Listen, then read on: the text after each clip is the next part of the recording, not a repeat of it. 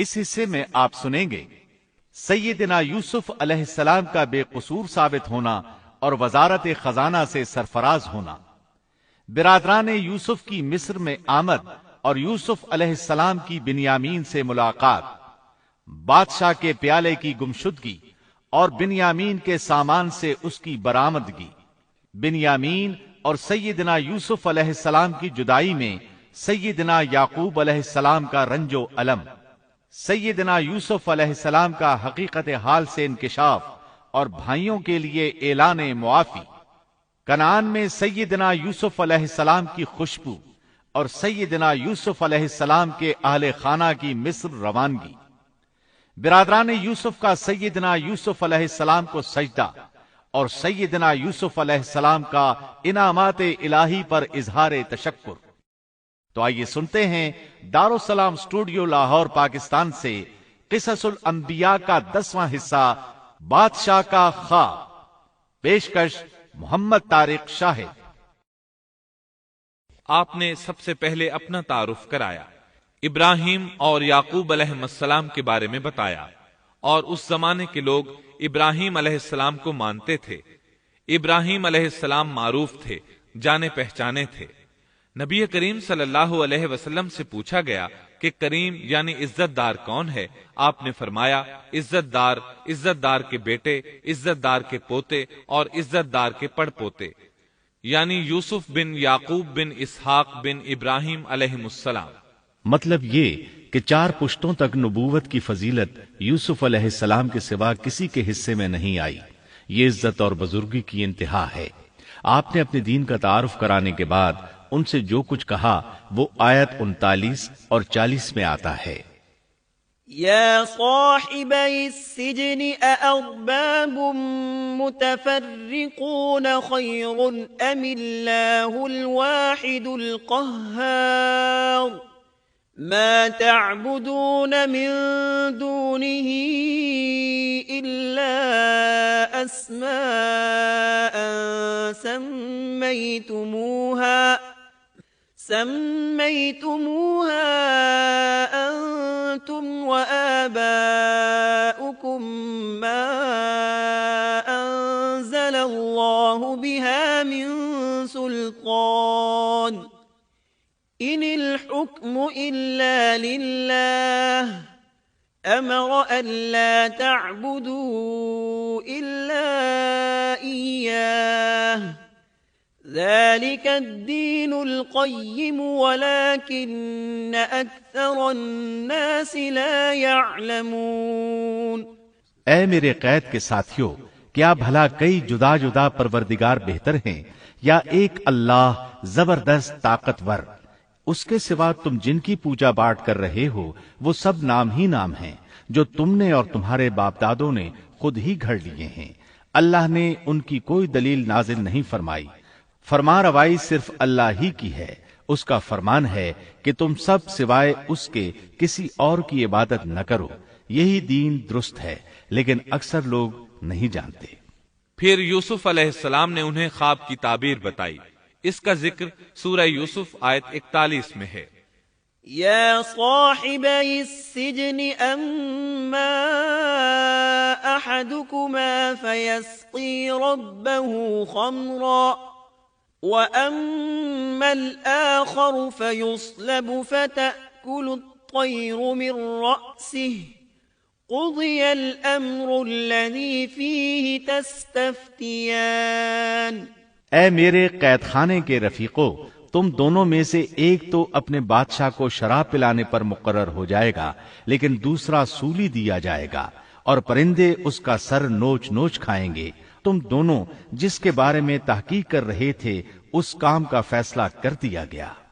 تعبیر سن کر وہ قیدی کہنے لگے ہم نے اس طرح خواب نہیں دیکھا۔ جس کے قتل کی تعبیر بتائی گئی تھی وہ تو خاص طور پر کہنے لگا میں نے یہ خواب نہیں دیکھا۔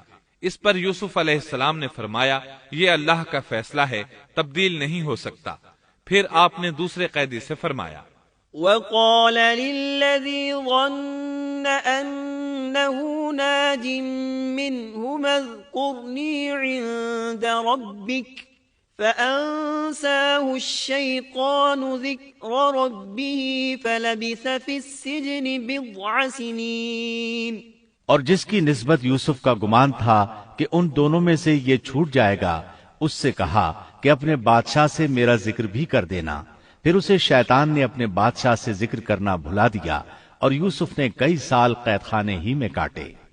پھر اسی طرح ہوا، ایک کو پھانسی پر چڑھا دیا گیا، دوسرا بادشاہ کو شراب پلانے پر مقرر ہوا، لیکن وہ یوسف علیہ السلام کا ذکر کرنا بھول گیا. اللہ تعالیٰ آیت 42 میں فرماتے ہیں فَأَنسَاهُ الشَّيْطَانُ، شیطان نے اسے بھلا دیا. اس آیت کی تفسیر بعض مفسرین نے یہ کی ہے کہ شیطان نے یوسف علیہ السلام کو اپنے رب یعنی اللہ تعالیٰ کی یاد سے غافل کر دیا، اور انہوں نے ایک بندے سے چاہا کہ وہ اپنے رب یعنی شاہ مصر سے ان کا تذکرہ کر کے ان کی رہائی کی کوشش کرے. اس لیے اللہ تعالیٰ نے ان کو یہ سزا دی کہ وہ کئی سال تک جیل میں پڑے رہے. یہ تفسیر بالکل غلط ہے. درست یہ ہے کہ فَأَنْسَاهُ کی ضمیر اس شخص کی طرف لوٹتی ہے جس کے متعلق یوسف علیہ السلام کا گمان تھا کہ وہ رہائی پانے والا ہے. اور اس آیت کے معنی یہ ہیں کہ شیطان نے اس شخص کو اپنے آقا سے یوسف علیہ السلام کا ذکر کرنا بھلا دیا، جیسا کہ علامہ ابن کثیر اور دیگر مفسرین نے اسی طرح کہا ہے.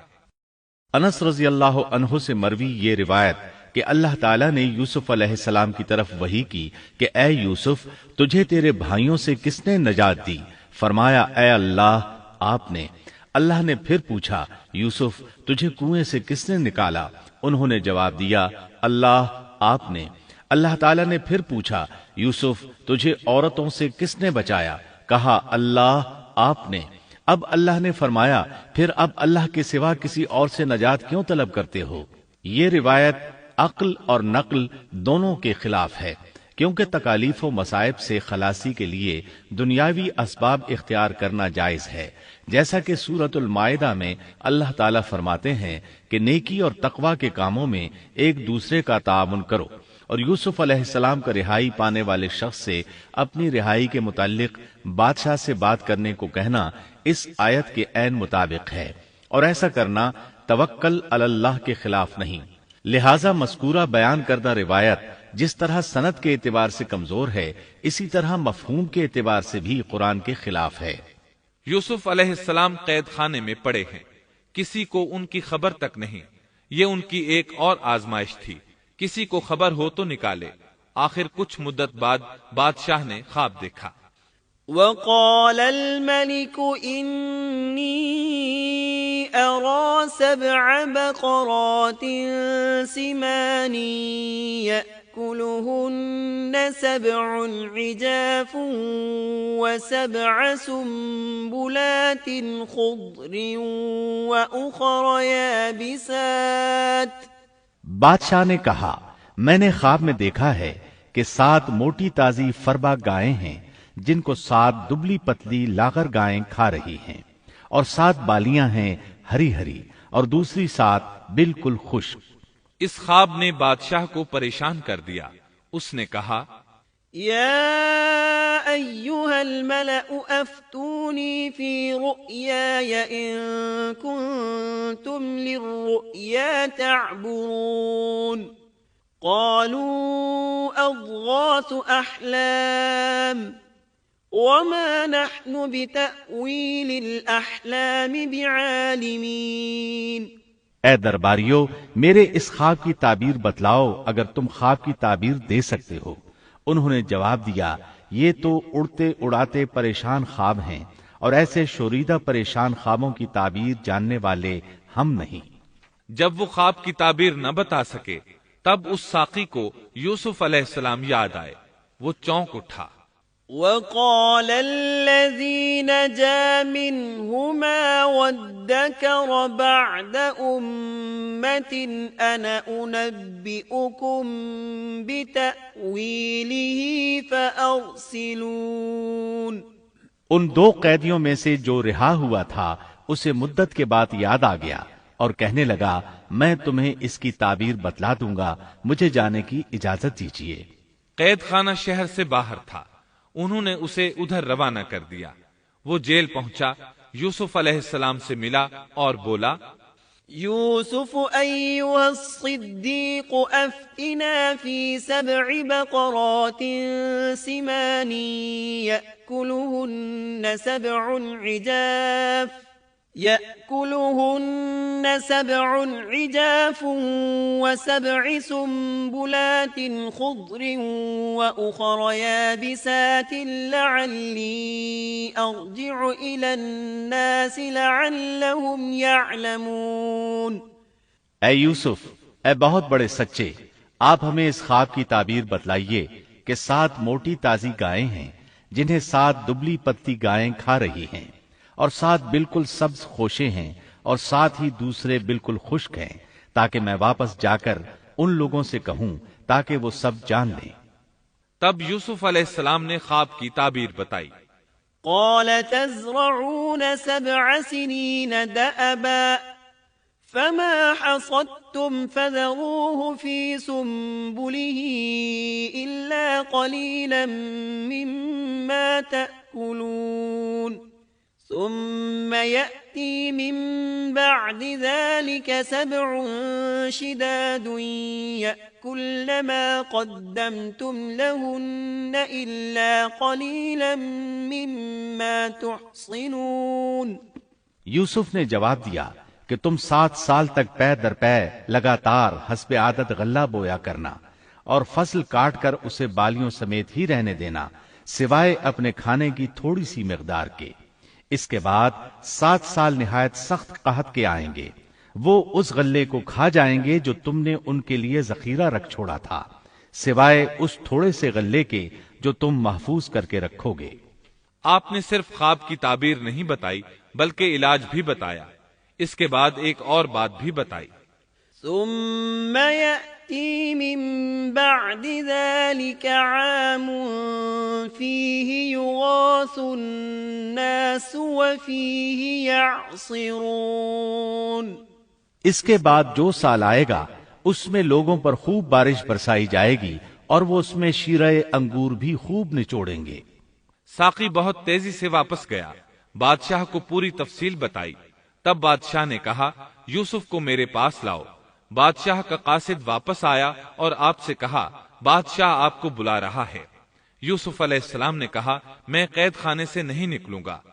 نبی کریم صلی اللہ علیہ وسلم فرماتے ہیں، اللہ یوسف علیہ السلام پر رحم فرمائے، انہوں نے کس حد تک صبر کیا۔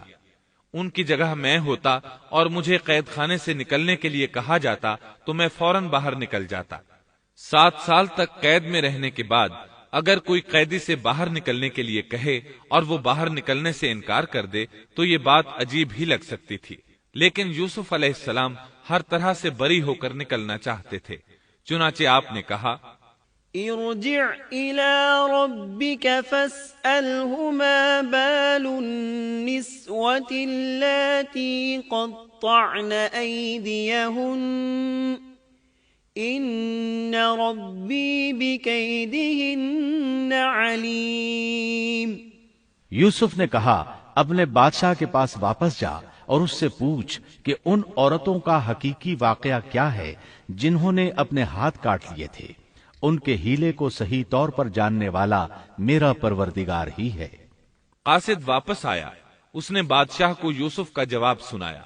اب بادشاہ نے ان عورتوں کو جمع کیا اور کہا، قال ما خطبكن إذ راوتن يوسف عن نفسه قلنا حاش لله ما علمنا عليه من سوء قالت امرأة العزيز الآن حصحص الحق أنا راودته عن نفسه وإنه لمن الصادقين ذلك ليعلم أني لم أخنه بالغيب وأن الله لا يهدي كيد الخائنين وما أبرئ نفسي إن النفس لأمارة بالسوء إلا ما رحم ربي إن ربي غفور رحيم۔ بادشاہ نے پوچھا، اے عورتو، اس وقت کا صحیح واقعہ کیا ہے جب تم داؤ فریب کر کے یوسف کو اس کی دلی منشا سے بہکانا چاہتی تھی؟ انہوں نے صاف جواب دیا کہ معاذ اللہ، ہم نے یوسف میں کوئی برائی نہیں پائی۔ پھر تو عزیز مصر کی بیوی بھی بول اٹھی کہ اب تو حق سچ واضح ہو گیا ہے، میں نے ہی اسے ورغلایا تھا اس کے جی سے، اور یقیناً وہ سچوں میں سے ہے۔ یوسف نے کہا، یہ اس واسطے کہ عزیز مصر جان لے کہ میں نے اس کی پیٹھ پیچھے اس کی خیانت نہیں کی، اور یہ بھی کہ اللہ دغابازوں کے ہتھ کنڈے چلنے نہیں دیتا۔ میں اپنے نفس کی پاکیزگی بیان نہیں کرتا، بے شک نفس تو برائی پر ابھارنے والا ہی ہے، مگر یہ کہ میرا پروردگار ہی اپنا رحم کرے، یقیناً میرا پالنے والا، بڑی بخشش کرنے والا اور بہت مہربانی فرمانے والا ہے۔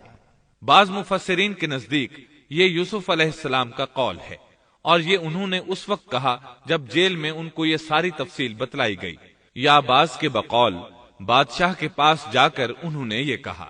بعض مفسرین کے نزدیک یہ بھی عزیز مصر کی بیوی ہی کا قول ہے، اور مطلب یہ ہے کہ یوسف کی غیر موجودگی میں بھی اسے غلط طور پر تہمت لگا کر خیانت کا ارتکاب نہیں کرتی، بلکہ امانت کے تقاضوں کو سامنے رکھتے ہوئے اپنی غلطی کا اعتراف کرتی ہوں۔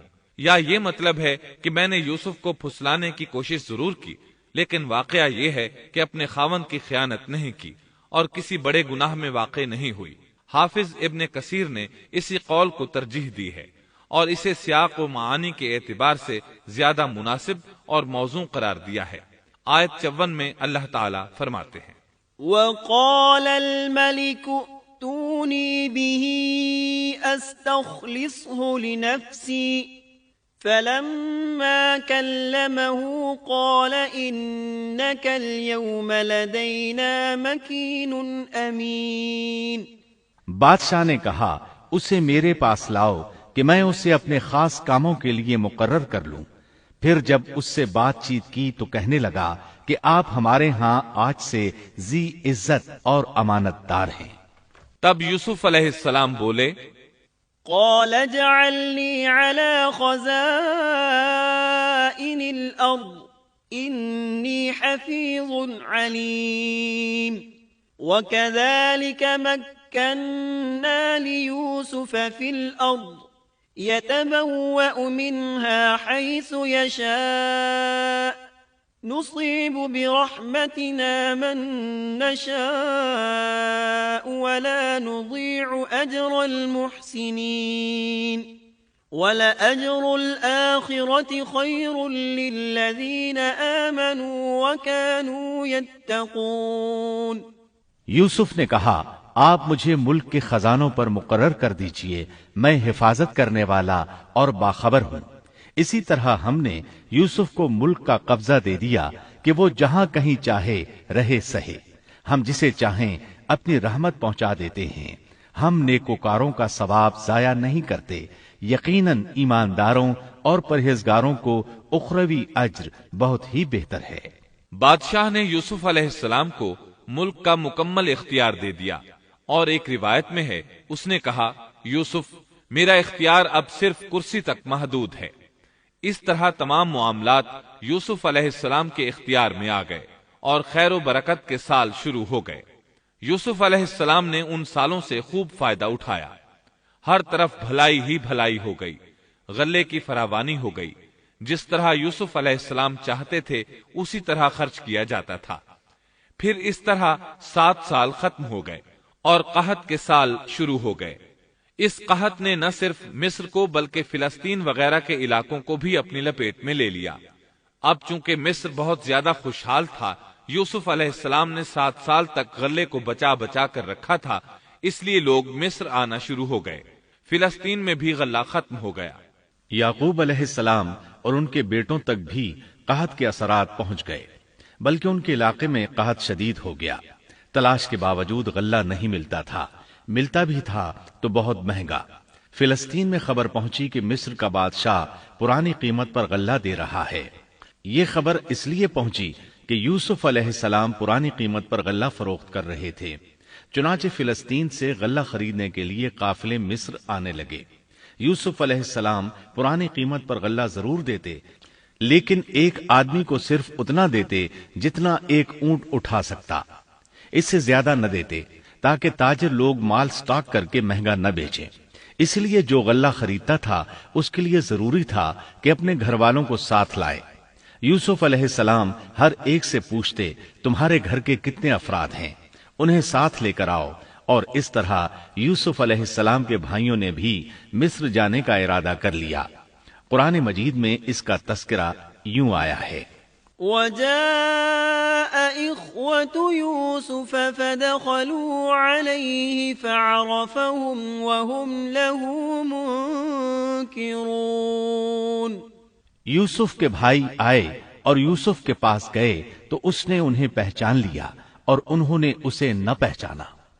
یوسف علیہ السلام نے گندم دینے سے پہلے پوچھا، تم کون ہو، کہاں سے آئے ہو، تم جاسوس لگتے ہو۔ وہ قسمیں کھانے لگے۔ آپ نے پوچھا، تمہارا باپ کون ہے، تم کتنے بھائی ہو، کیا تمہارا کوئی اور بھائی بھی ہے، تمہارا کوئی بھائی فوت تو نہیں ہو گیا؟ اس طرح آپ نے ان سے مکمل تفصیل پوچھی۔ انہوں نے اپنے بارے میں بتا دیا۔ آپ نے ان سے کہا، وَلَمَّا جَهَّزَهُم بِجَهَازِهِمْ قَالَ ائْتُونِي بِأَخٍ لَّكُم مِّنْ أَبِيكُمْ أَلَا تَرَوْنَ أَنِّي أُوفِي الْكَيْلَ وَأَنَا خَيْرُ الْمُنزِلِينَ۔ اور جب اس نے ان کے لیے سامان تیار کر دیا تو کہا کہ تم میرے پاس اپنے اس بھائی کو بھی لانا جو تمہارے باپ کی طرف سے ہے۔ کیا تم نے نہیں دیکھا کہ میں پورا ناپ کر دیتا ہوں، اور میں ہوں بھی بہترین مہمانی کرنے والوں میں۔ آپ نے ان سے یہ بھی کہا، فَإِن لَّمْ تَأْتُونِي بِهِ فَلَا كَيْلَ لَكُمْ عِندِي وَلَا تَقْرَبُونَ۔ قالوا سنراود عنه أباه وإنا لفاعلون۔ پس اگر تم اسے میرے پاس لے کر نہ آئے تو میری طرف سے تمہیں کوئی ناپ بھی نہ ملے گا، بلکہ تم میرے قریب بھی نہ پھٹکنا۔ انہوں نے کہا، اچھا، ہم اس کے والد سے تذکرہ کریں گے اور پوری کوشش کریں گے۔ پھر یوسف علیہ السلام نے اپنے غلاموں سے کہا، وقال لفتيانه اجعلوا بضاعتهم في رحالهم لعلهم يعرفونها إذا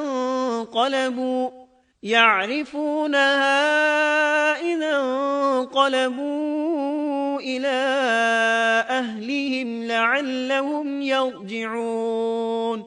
اور اپنے خدمتگاروں سے کہا کہ ان کی پونجی انہی کی بوریوں میں رکھ دو کہ جب لوٹ کر اپنے اہل و عیال میں جائیں اور پونجیوں کو پہچان لیں تو بہت ممکن ہے کہ یہ پھر لوٹ آئیں۔